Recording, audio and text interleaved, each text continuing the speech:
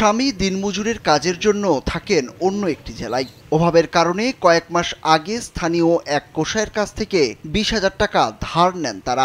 ধার নেওয়া 20,000 টাকা সময় মতো পরিশোধ করতে না পারায় ওই কসাই গৃহবধূকে শারীরিক সম্পর্কের কুপ্রস্তাব দেন।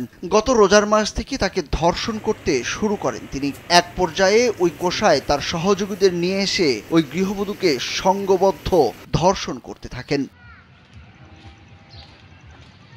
এ ঘটনায় স্থানীয় গণ্যমান্য ব্যক্তিদের কাছে অভিযোগ দিয়েও বিচার না পাওয়ায় ভুক্তভোগী গৃহবধূ ও তার স্বামী বিষ পান করেন।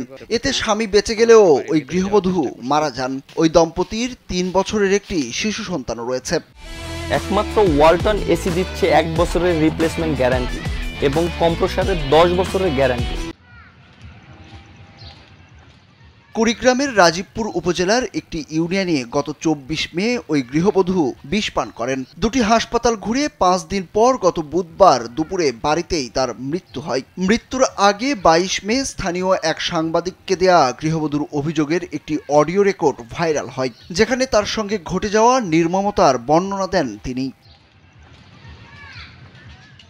ওই অডিওতে পাওনা টাকার জন্য উপজেলা সদরের হলপাড়া গ্রামের জয়নাল মিয়া তার সহযোগী শুক্কুর ও সোলাইমানের বিরুদ্ধে দলবদ্ধ ধর্ষণের অভিযোগ করেন ওই গৃহবধূ। 20 মিনিট 26 সেকেন্ডের অডিওতে গৃহবধূ নির্যাতনের বিস্তারিত তুলে ধরেন। অভিযুক্ত ব্যক্তিরা পেশায় কসাইয়ের কাজ করেন। আমি আপনাকে টেহা দিমু যে আমার কাছে টেহা নাই, মায় বসে বিয়া, স্বামীর নাই কর্ম, স্বামীর হাতে বাচ্চা নাড়াই, আমার কিডনি বাঁচা ছাড়া ভাই গো আমার উপায় নাই কে। পাউডার ধরে আমি কইছি আমার কিডনি বাঁচা ছাড়া উপায় নাই কে। কয় তাহলে কি করবি? তাহলে আমি যাম, আমি থাকুম। এরম করে ব্ল্যাকমেল করে পরে আমার হাতে এই বাড়িতে এসে থাকছি। যখন মন চাইছে হ্যার এই টেহার বিষয় নিয়ে তখনই করছে। আমার কইতে ভেতরটা ফাইডাইতেছে। প্রথম রোজার দিন যে জয়নাল বাগে থাকছে, পরে শুক্রে গাইনা দিছে, পরে আরেকজনে মনে করে সলেমান আলম গর্ত অন্ধকারী। গৃহবধূর স্বামী জানান, কয়েকদিন পর কাজ থেকে ফিরে দেখেন স্ত্রীর শারীরিক অবস্থা খুবই খারাপ। জিজ্ঞাসা করলে জয়নাল, শুক্কুর ও সোলাইমানের ধর্ষণের ঘটনা খুলে বলেন স্ত্রী। পরে থানায় মামলা করতে গেলে তার আগেই পুলিশ কনস্টেবল রবিউল ইসলাম, আমেজউদ্দিন ও জয়নাল পথ রোধ করে বাড়ি ফিরতে বলেন। পরে রাতে বাসায় আসেন পুলিশের কনস্টেবল রবিউল, পুলিশের গাড়ি চালক মোজাহারুল, ধর্ষক জয়নাল, সোলাইমান ও শুক্কুর। কোথাও বিচার দিলে জানে মেরে ফেলার হুমকি দেন। সুষ্ঠু বিচার না পেয়ে এই দম্পতি আত্মহত্যার সিদ্ধান্ত নেন। বাড়িতে এসে দেশে কান্দাকাটি করতেছে। আমি বলছি কান্দাকাটি করো কেন? আমার কিছু বলতো না, শরমে আর কি বলার সাহসও পাইতো না।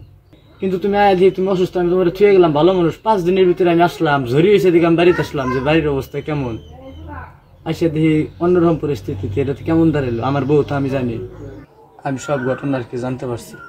জানার পর থানায় যাওয়ার উদ্যোগ নিছি। ওই জায়গায় দেখি তারাও লোকজন আছে, মানে জয়নাল ভাই, কনস্টেবল, ওরা ওই জায়গায় ছিল। থাকা অবস্থায় আমাকে নিয়ে আসলো যে বৈশা যেটা হোক একটা মীমাংসা করে দিব আপনাদের। রাত্রে বাড়িতে আসার পর বৈশাখে আমার টাকা হাত দিয়ে 20,000, যেটা মীমাংসা করে। আমি তো টাকা ছিল, আমি তাদের শাস্তি চাইছি। আমি শাস্তি পেয়ে এই জন্য আমরা 20 কেজি ঘরে বেড়ে 2 জন। এলাকাবাসী জানান, ওই গৃহবধূ ও তার স্বামী বিচার না পেয়ে বিষ পান করেন। প্রাথমিক চিকিৎসা করা হলেও টাকা না থাকায় অসুস্থ অবস্থায় ওই দম্পতি বাড়িতে ফিরে আসেন। এরপর গত বুধবার ওই গৃহবধূ মারা যান। সেক্ষেত্রে আমি এলাকাবাসী হিসাবে আপনাদের কাছে আমরা এটাই দাবি জানাচ্ছি যে আসলে সঠিক তদন্ত এবং বিষয়ে সঠিকভাবে যাতে তাদেরকে বিচার হয়, এবং আমি এই আশাবাদী। আমি একটা জিনিসই চাই আপনাদের কাছে, প্রশাসনের কাছে, যে এটা সুষ্ঠু তদন্ত করে যদি এটা আসলে কোনো বিষ খাওয়ানোর বাধ্যকতা যদি করে থাকে সেটা সুষ্ঠু বিচার হোক। এ বিষয়ে রাজীবপুর থানার ভারপ্রাপ্ত কর্মকর্তা আশিকুর রহমানের সাথে কথা হলে তিনি জানান, এই ঘটনায় একটি অপমৃত্যুর মামলা হয়েছে। কেউ অভিযোগ করলে নিয়মিত মামলা রুজু হবে, তবে পুলিশের কনস্টেবলের দায় নিতে চান না তিনি। অপমৃত্যু মামলা আমাদের থানায় এই জায়গায় দায়ের করে, অ্যাকর্ডিংলি এটা অপমৃত্যু মামলা হয়। বাই দিস টাইম ডিসিস্টের যে হাজবেন্ড, সে কয়েকজন লোকের নাম বলছে যে তারা দীর্ঘদিন যাবত তার ওয়াইফের সঙ্গে একটা ইলিসিট রিলেশনশিপ বা ফোর্সফুল রিলেশনশিপ ক্যারি করে আসছে।